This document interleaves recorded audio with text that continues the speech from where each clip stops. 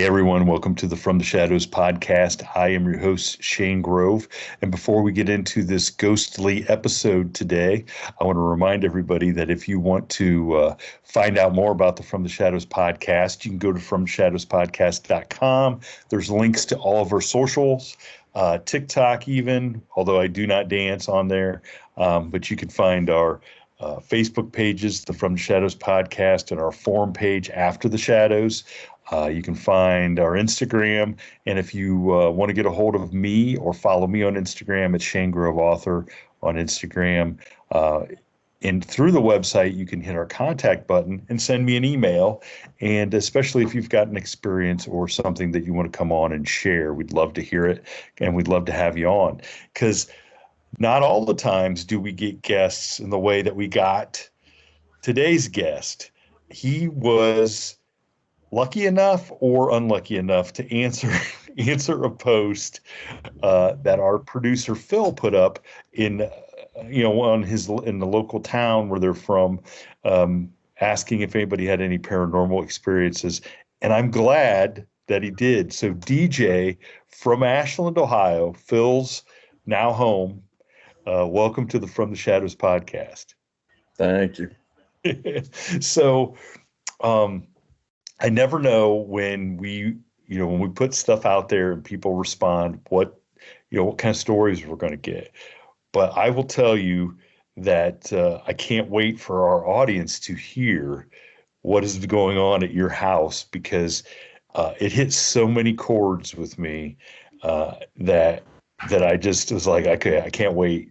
We got to have you on, the sooner the better, especially since we're kind of easing into Halloween here. And this is the haunted season here. So I hope this jump starts us into some even more great ghost stories. So DJ, tell us approximately where you're at, where you're living, like what's going on, and some of the history, and then get into a couple of these stories. Yeah. So back in September 2021, we finally closed on our farmhouse here. We're in the Polk, Ohio area, a little bit on the outskirts of town, not really up by the town of Polk, but it's a Polk address. So the farm, the best guess that we have, so in Ashland County, kind of like we talked about on the phone chain, in Ashland, if your home existed before 1901, there was a fire and the county records were all lost. And so if your home existed before then, it automatically just dates it to January 1, 1901 is the existing date that it was built. Best guess. So when we bought the farm, it needed a ton of work, and the house specifically. And so as I gutted the upstairs, there's, a 14-inch hand-hewn beam that when the upstairs got added on to the main house, that's what everything upstairs sits on, and it was inscribed B. Ishmael 1841 Holy on smokes. the south wall. So holy smokes. So the addition was 1841? The upstairs addition was, yes. Holy smokes. So what's that make the downstairs? Our best guess, so in the basement, in the dining room where the main house actually sits, our floor joists are just half-cut trees. They still have the bark on them, and they're just ran, and then everything's hewed at the end to fit down into the foundation. So best guess, the main house was probably 1830s. We had an old bank barn that we recently, unfortunately, we had to take down, just given its condition and everything. They were guessing the bank barn was probably 1820s to 1830s. They called it a hybrid barn, where there were some saw cut verticals but hewn beams. And so, and then there would have been a cabin on the property, and actually out in the barn, all the cabin beams were used as floor joists. And you could tell with the dovetail rafters and everything. That's amazing. That is amazing to live on a property like that. Yeah. So, we've started remodeling. We're trying to keep most of the older aesthetic and everything, kind of to keep the home a true farmhouse feel, but obviously bring it into 21st century technology and everything, and get a little more energy efficient around here. So as a contractor, me and a couple of my buddies were doing all of the work ourselves here.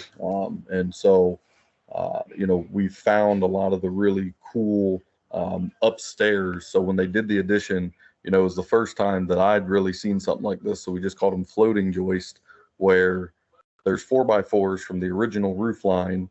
Then there's a floor, and then there's these 2x6s that aren't actually connected to anything, but they're just shimmed up, and they were what they used to actually level out the second story floor.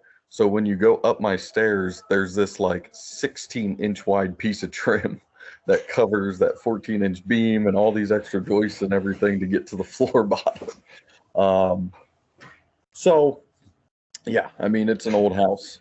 Yeah. Okay. So we are not from this area at all. We moved out here more or less because of my lovely wife's job. She ended up getting a job that she had to be within call and everything. She's in the medical profession. So we found the farm. It had the property. It had the outbuildings, kind of what we were looking for, everything like that. So what we ended up doing when we bought the farm, just through doing some renovations and stuff, neighbors that can see the house. We only have 2 neighbors essentially that can actually see the house. They kind of started introducing themselves and stuff, and we all got talking. So probably, I don't know, give or take 8 months after we had lived here, our one neighbor, they actually called me to do an estimate for them on some doors at their house. And so I went over, and that was the first time them and I really got talking about, the community, the neighborhood, everything like that. So he tells me, are you from around here? No. Or, we moved here from the Akron area. And he said, oh, he goes, well, you know about your farm, don't you? And I said, no. The only thing we ever knew about our farm that we were told by the people that we bought it off of was that it was known as the Shorty Long Farm. But then when I asked people who like have lived in Polk or Ashland their entire life, oh, do you know the Shorty Long Farm? They're like, no, what's that? And I'm like, oh, okay, perfect. So the neighbor's like, yeah, the old farmer, it was like the biggest news of our town for a decade. He killed his wife in the milk house. And so, like, growing up, I knew that the bank barn had like all the dairy stalls in it, and you could tell they converted it to all equestrian.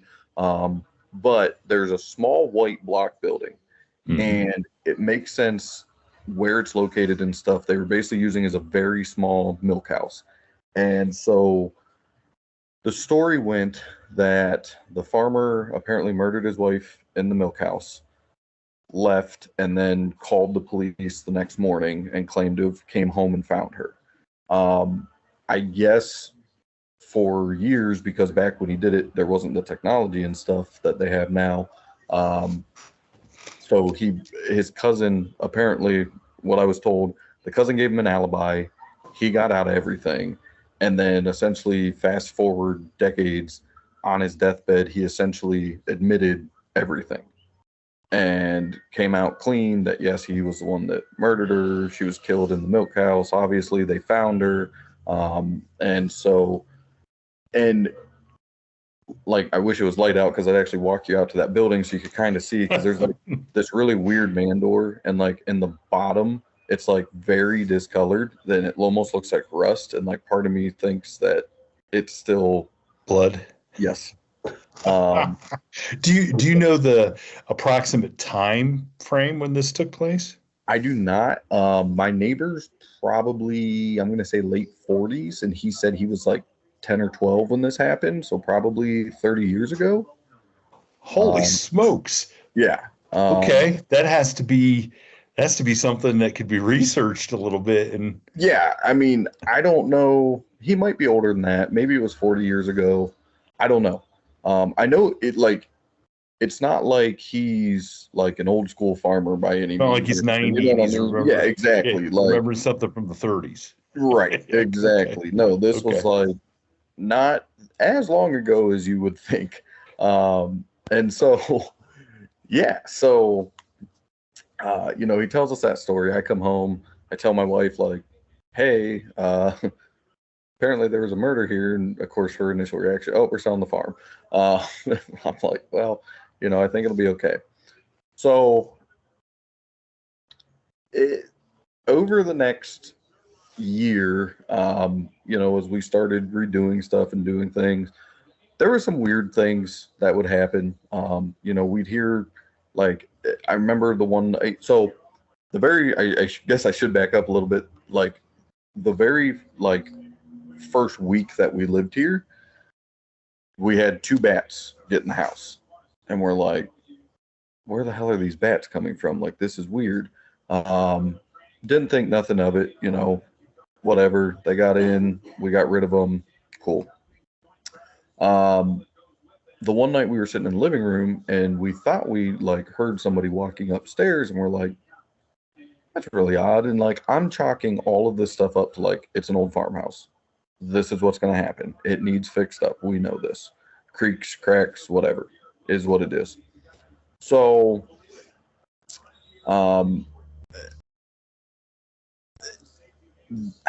don't know, looking back, I wish I would have kept more detail of the preliminary stuff before my daughter came into play, because I think we could have identified a little bit more stuff that's okay, wait a minute. Yeah. That really shouldn't have happened. So I'll just essentially fast forward to my daughter coming into play. So we have our first daughter, and she was maybe 16 to 18 months old. She just turned 2. So maybe 15 months old. What I'm getting at, she was just starting to say mama, dada. She really wasn't talking. She was saying her first few words, and she was more pointing at what she wanted and stuff. So we're sitting at dinner one night, and she, out of the blue, for the first time in her life, just looks at the ceiling and she starts laughing and pointing at the ceiling. And we asked her, we're like, who's up there? And plain as day, she goes, the wife. And my wife and I just stop. We just look at each other and we're like, who? And again, it's just the wife. And we're not working on the word wife with her. That's not something. And that was the clearest she had said something. And we're like, okay, all right, hold on here. Now stuff's kind of okay. We're going to start paying attention to some stuff. I mean, in that moment, did you really feel knowing then what the history was, did you really feel oh my God, maybe she really, she's seeing the wife? Well, and I told you on the phone, I've always believed in this stuff because of my mom's history, right? And so, yeah. And little background on that for the audience here. My mom cleaned the house. It was haunted. She plain out seen the ghost. To this day, if I got her on here for you, she could tell you every single ghost, every single date that was important to them, everything from the bride that walked down the stairs to the baby that unplugged the TV to the old man down in the basement. I mean, these are all ghosts that she has seen personally. Yeah, this was at one house that she cleaned that was very well known for being haunted in the Canton area, and she will flat out tell you about these ghosts in this house. And so I remember growing up as a kid, she always talked about yes, spirits are real. I remember my grandmother had a prayer and this cross, you're supposed to say these certain things when you come across, in her terms, a demon. And so growing up, yeah, I wasn't opposed to the thought that, hey, there can be some paranormal stuff. So you're saying your mom is a potential episode. I'm writing that because I've spent time in Akron and Canton area, so I would be certainly love to hear more about that. So obviously your wife has to be freaked out because she's already wanted to move as soon as she heard something going on, and then you guys hear your daughter say this place. Now, did she continue to laugh and stuff, or did it stop after? She told us it was the wife. She kind of laughed a little bit more, and then she'd keep eating. And then, like, every now and then she'd look back up and she'd giggle again, and then she'd just keep eating. And at that point, I quit eating. I know my wife quit eating because she's already a worrywart about this stuff. And she's already had her way more suspicions than me up to that point. So we were kind of like, okay, something's up now. So probably 2 to 3 months after that, one of my good friends was staying upstairs. Now, again, he's got a story about his dad's house where he flat out, he was in bed one night and the light turned on in his room and he rolled over and there was this guy standing there looking at him. And then the guy turned the light off and was gone. And he, like, to this day knows that it was a ghost, no questions asked. And they had always told his dad that, like, your house is haunted, no questions asked. So he stays the night. And we're like telling our friends, we're like, yeah, we got a little freaked out. You know, Mia was eating dinner and looked up and says, the wife. And we're like, okay, where did you learn that from? None of us told you about that. Like, what the heck? So he's sleeping in our guest room upstairs.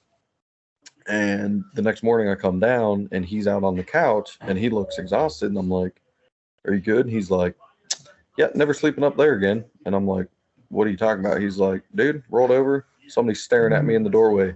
So in that bedroom, the door's not perfectly level right now. I got a little adjustment I got to make. And when I put the new carpet in, it doesn't shut all the way.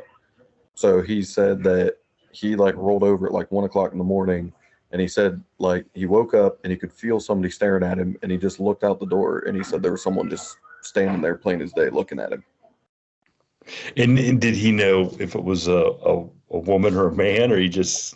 He said he rolled back over, pulled the blanket over his head, tried to fall back asleep, waited about an hour, and then got up, turned every light on upstairs, and walked downstairs to the couch. Because he said, nope, been there, done that once, and not doing that again. So your buddy, I think the number one thing is he needs to stop rolling over in bed.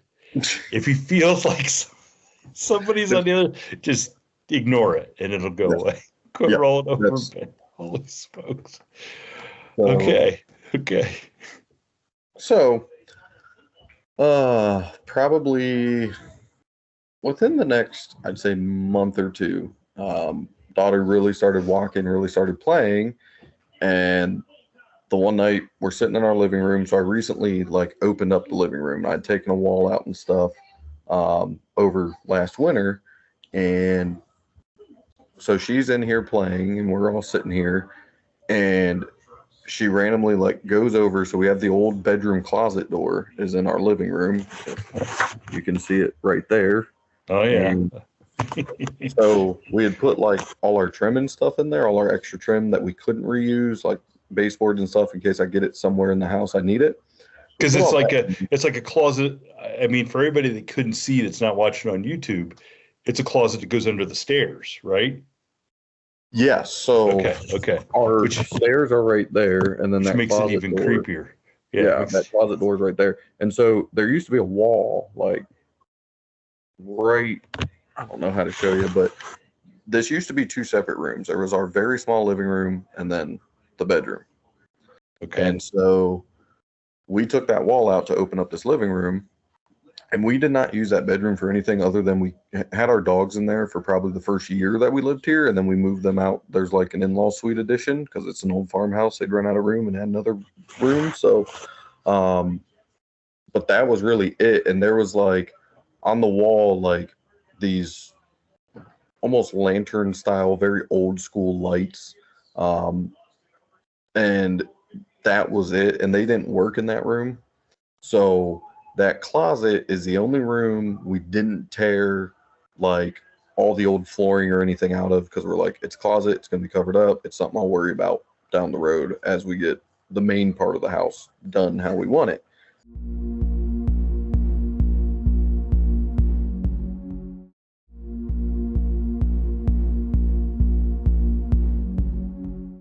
So we're all sitting here. Daughter comes playing out of the blue. She stands up, she goes over and she starts knocking on that door. And we're like, Mimi, what are you doing? And again, she just goes over and starts knocking on that door. And we're like, Mimi, who's in there? And we're thinking, like, at that point, she's playing peekaboo, and like she had been knocking on doors. But again, it's the wife. And that's when we're like, okay, all right. On that note, that's enough. Quit saying that. We still haven't taught you that word. Like, there's no reason you should be saying that right now at your age. So that month goes by. It was probably what, 2 months ago when that thing flew off the stove. My wife's sitting here now. So we're sitting there, and out of the blue, we're all in the living room. My wife had just washed one of our daughter's toys, had it sitting on the oven and like, or on the stove, and it's perfectly flat. I mean, it's electric stove. There's no way, and it's got the little grooves around the edges. Mm-hmm. And she set it dead in the center, and it's not something that's going to like roll off or do anything like that. It was a flat toy. And my buddy who was sleeping upstairs was here that night too. And all of a sudden, we hear this bang, and like my wife like jumps up and she's like, "What was that?" And we're like, "We have no idea." So I get up and I just walk out there, and the toy's like across the kitchen, like not where it could have, even if it could have fallen off, something gave it the force to get where it had gotten. And we're like, how did that? So again, we just talked it up to, well, the wife's here.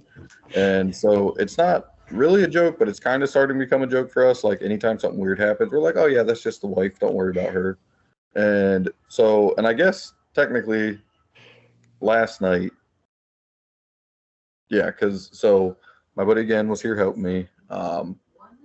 And we were sitting on the couch after we got done with everything. We ate some food, hanging out. We had all the windows open all night, and if you can see, oh, they're gone. We had my little one's second birthday party, and there was a whole slew of balloons that were sitting like right here by the steps. Had the windows open all night. There was breeze coming in and out all night, and the balloons weren't moving at all. And then he said something, and I think I told him like, yeah, this guy wants to interview me about the wife. And it wasn't even like 10 minutes later, the balloons like pushed themselves. And Mike turned around and looked at me. He goes, oh, she must have came to say hi. She heard you talking about her. I'm like, what are you talking about? He's like, that balloon just moved. And I'm like, dude, it's got to be the breeze. And he's like, nope. He goes, I'm sitting right here. I can feel the same breeze that's been here all night. Those balloons have not moved. And they just moved out of the blue. So I still want to chalk it up to it was the breeze coming through the window, but he swears that like nothing changed from where he was sitting, and he was sitting closest to everything. So I don't know.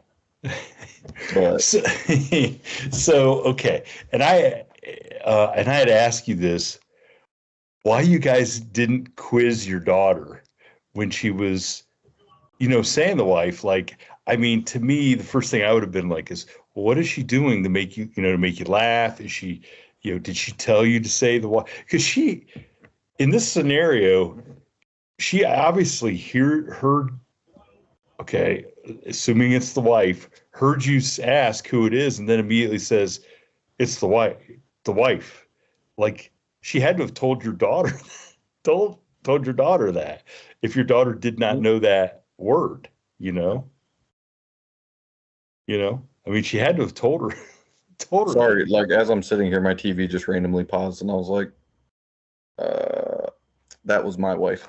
So I don't think we quizzed her because we were sitting here going, well, I think if we would have started quizzing her, my wife would have probably had a heart attack if she started answering like real questions. Like, yeah. And like if she started just speaking in sentences at that age, like she probably would have freaked out and we would have sold this place. But I think the other part for me was just like shock and confusion. And like, I never expected that answer. So I'm like, I don't know where to take this or how to take this. So I just kind of sat there like, okay. And your daughter doesn't seem scared at all over what's happening. Nope. Never once has she seemed scared. Just, oh, it's the wife. And we're like, okay. And like, again, she just turned 2. Like, she knows nothing about the history of this place. She doesn't understand anyways. And it's not common vocabulary for us to sit there and be like, wife, wife, wife. It's not something that we've focused on with her. And then for her to just say that random as could be, it was, yeah, it was the most eerie. I just remember like the hair on the back of my neck stood up. I had goosebumps, and I'll never forget my wife's face was just. And I'm sure. And what so so what I so what I'm thinking is so this woman must be presenting herself to your daughter in her state before she was murdered. Okay, because if she got murdered and there's blood all in the milk houses, she wouldn't. I mean, it would probably be gruesome to look at. So she must be presenting herself to your daughter in a way that's not alarming to your daughter. Because even even a 2-year-old would understand, like, she's got a big, gash in her head or something, or she's bleeding or something. right. So that kind of, but when you were talking about the toy, the one thing though that struck me is, so if the husband died maybe on the property too. No, he No, sold he this didn't. place before he passed away. Okay. So Because you wondered, like, if maybe it was him, like, throwing the toy, like he was mad or something. Um, that yeah. he was stuck now for eternity. Imagine being stuck for eternity with somebody you murdered. Well, and I forgot about the bathroom. Oh yeah, yeah. I was going to ask. Yes. Let me see if I can find the pictures here. So when we remodeled the bathroom downstairs, we did it over this past winter. We tore everything out. It's all horse plaster and lath, and it's nasty. So we tear it all out, and there's this random like sugar salt container thing, and it's in the wall. And there's like this brown baggy tape to it. And we're like, well, what the heck is that? Now, the bathroom the bathroom and kitchen are probably the only two rooms that they had quote unquote updated, painted, put some laminate flooring in, updated the shower, put some new cabinets, countertops in.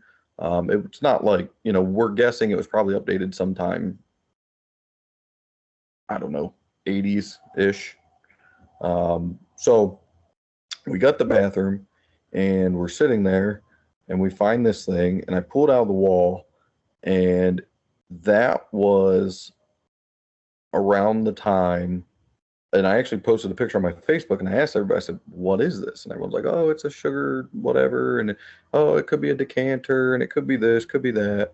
And so at that point I started kind of researching, like, why would something be in the wall? And the one stories that I kept finding said that it could very well be, here I'm getting into the bathroom pictures now, when you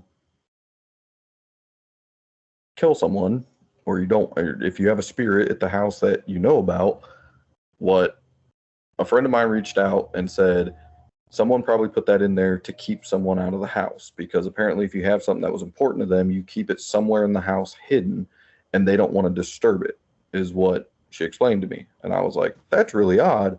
And then I'm like sitting there and I'm like, wait a minute. Okay, if the wife was a baker or cooker or something, like, this probably would have been important to her. So do you think that they updated the bathroom enough that he could have stuck that in the wall at that So time period, or is the it something much bathroom, older? the bathroom had some plaster, some drywall. I'm trying to find, this is February, so I gotta go back. Um,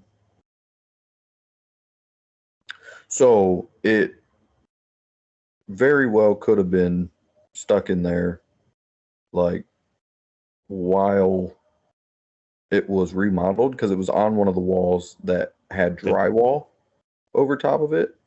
Yeah, so here's, I don't know how well you can see this. So that's inside the little baggie that was taped to it. I don't know if you can see, there's like a little white powder substance down in there. Yeah, I can see it. This is exactly how we found it. In that little box? Yeah, so you see how it's just between those two studs? You see that black dusty thing? That's it. That's actually the glass piece that we found. And that was obviously put in there by somebody. Like that wouldn't have fallen. Like this is all the same width. It wouldn't have fallen, got stuck right there. And that had that baggy tape to it. And so this was actually right when we found it. The bag was still taped to it and everything.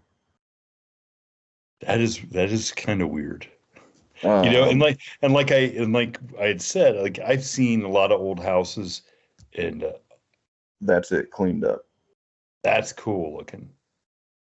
Actually, now, do you want to tell everybody where that thing is now? It's back in the wall. It's back. The superstition after my friend like explained it to me, and then there was something that might have been, we might have taken it out the night that my buddy saw the person upstairs, and like the night before he saw him or her, and so we all made the executive decision. We're not going to risk it. It's going right back in the wall. If you look back at my Facebook post, like everybody's like, put it back in the wall immediately. And so we ended up putting it back in the wall. I hate to break it to you. I don't think it's working if the lady's showing herself to your daughter. You know, as long as she's staying nice to my daughter, like I'm good, right? Like I didn't upset her, I hope. But yeah,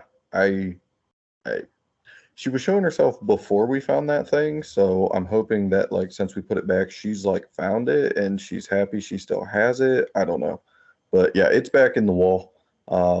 It'll be there until the next person, hopefully my daughter, whoever ends up with this place, decides, oh, let's tear all the drywall out of this bathroom.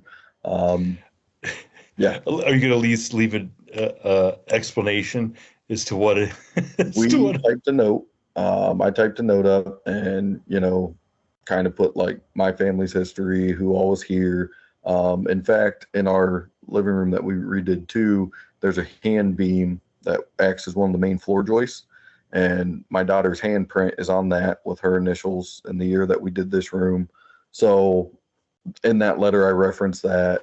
And then, yes, at the very end of the letter, I put, we found this in the bathroom. We believe this belonged to a farmer's wife who lived here years ago. She would have been killed in the small white building outside. It was the talk of the town for decades, from what we understand. If found, we would highly advise you leave this in the location that it's at. And so, yeah, I mean, there's a note explaining why it got put back. Yeah. Do you know how? I mean, and the amazing thing about that is that it may be 80, 100 years from now when somebody maybe does find that. Yeah. And they're going to be like, oh my God, what is this? Like somebody was murdered here. And it'll start a whole new chain reaction of discovery and stuff. I mean, it's just so cool. I'm glad. I gotta admit, I'm glad for the sake of history that you guys are the ones that it almost seems like you were destined to come across that house, because you seem like a good steward of the history of the house, and then a good, how should I say it, witness to the other stuff that's going on, that you understand it and aren't scared of it and are respecting it. So I think that's kind of cool. Yeah. I mean, if you ask my wife, she doesn't love the fact that I want to keep the aesthetic. She wants to paint all the trim white and get rid of a lot of our wood stuff. And that just is going to make the ghost mad. Well, she's over here grinning right now. That's just going to make the ghost mad. As much as she doesn't want to admit, she knows the wife's probably here with us. Look, I'm not going to be held responsible for any of this. You're the one that answered the post I just Facebook. saw somebody said like, "Hey, anyone have any cool ghost stories around Ashland?" I'm like, "We're fairly certain our house has a ghost that lives with us." Hey, So look, I appreciate that you answered it because I find this super fascinating, and it just I'm glad that your daughter's having a good experience. I hope it stays that way. And but if you do wake up one night and you find that she's not in bed and she's standing out by the milk house, don't ask her why. Just yeah, say it's time to go back. yeah, It's time to we'll go just at back. that point we'll just coax her back in the house. But Uh, well, and that's like I said, like my mom always told me that like kids can see mhm. better than we can as adults. And so like when it happened with her, that that I think was something that just kind of cemented everything to my head that I'm like, okay, we may legitimately be dealing with a spirit in our house. Like there's absolutely no reason she should be saying what she's saying. And my wife and I like both agreed, we're like, no, that was plain as day, the wife. And so from there, it's kind of been like everything else that happens now, like I said, it's just kind of like, ah, wife must be hanging out with us tonight. And so, why she threw the toy that night, we haven't quite figured out. She must have wanted to cook something, I guess. But she, Hey, just take solace in the fact that your daughter didn't say the husband. yeah, that's very true. Yeah, Uh, hopefully. And I don't know if this is true. What I was told is that when he sold this place, he didn't move very far. And everybody kind of like the consensus, I guess, from what I was told by, because I've talked to several people now that have lived in this area forever. Um, Literally, if you take it right out of the driveway, the very next county road, you hang a left, probably about 3/4 to a mile down that county road on the left hand side, there's a trailer that sits way back in a field. And they said that's where he moved into until he passed away. And everyone kind of was in agreement. He basically isolated himself because he knew the truth. He knew he'd gotten away with it. And he didn't want, like, he basically lived in fear of, like, screwing up and admitting it or whatever. And and she was, so you wonder, was she haunting him? he was close enough by. I mean, you know what I But I mean? mean, like like after she died, and he's living in that house. Was she there in the house haunting him, and he just couldn't take it anymore and had to get out? I never thought about that, but I guess. Because why would you sell a house that you probably obviously own and to go live in a trailer? Well, and I guess this was like his family's farm. And like it was in the family for generations until he decided to sell. And like, and that's what, talking to the people that have been here and living in this town forever that kind of updated me on everything. They were like, yeah, it was the talk of the town for almost a decade. And they said it almost, everyone kind of knew when he put it up for sale, why he put it up for sale. And it was just like, oh, perfect. Okay. So, but yeah, I guess, in a small town, it's not something that happens. It's not something you really even think about hearing about. And then, so he told me that it was talked about for probably a good decade, that it was the top news story forever. And when the guy's cousin gave him the alibi, he was like guilty to the public, but innocent in the courthouse. And so, Wow. yeah. Makes me wonder what the story was that knocked him out of the headlines.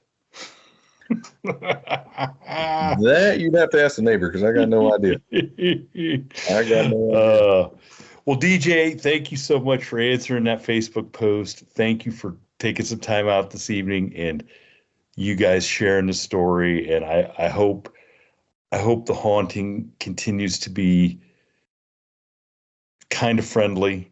Mhm. And but I'd love to keep updated if other stuff happens. I'd love to hear more. And if your mom wants to come on and talk about that house at Canton, give her my number. I'll talk with her. I'll talk with her for sure. Because yeah, I know one thing, she could not tell that story for 10 years and still know the exact dates and everything about exactly how that all went. So, Well, no, that's definitely appreciate it. It's been fun. And yeah, I'll, if anything wild or crazy happens or if we end up selling the place, we'll, we'll let you know. So, no, I appreciate that. Thank you. Tell your wife, hang in there. It'll be all right. yep, will do. Thank you for tuning in to this week's episode of the From the Shadow.